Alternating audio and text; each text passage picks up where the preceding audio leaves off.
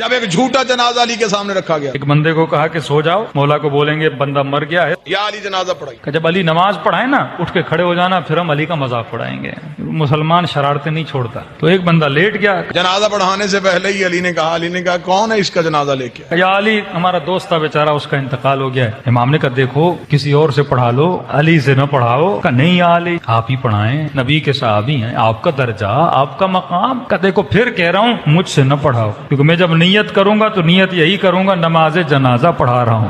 بہرحال انہوں نے اصرار کیا، مولا علی آ گئے، امام نے نیت کی، نماز جنازہ کی اور نماز پڑھانا شروع کر دی۔ یہ اس انتظار میں تھے ابھی اٹھے گا ابھی اٹھے گا، نماز ختم ہو گئی، اٹھائی نہیں، اور ایک جناب آگے بڑھا اور اس کو اٹھانے کی کوشش کی، بھائی اٹھ جاؤ نماز ختم ہو گئی، کہیں تجھے نیند تو نہیں آ گئی؟ علی مسکرائی، علی نے مصلی چھوڑ کے کہا صرف مرا ہی نہیں ہے، قیامت والے دن ہر کوئی اٹھے گا، یہ پھر بھی نہیں اٹھے گا۔ مولا یہ کیوں نہیں اٹھے گا؟ فرمایا اس کا بدن نہیں مرا، اس کی روح ہی مر گئی۔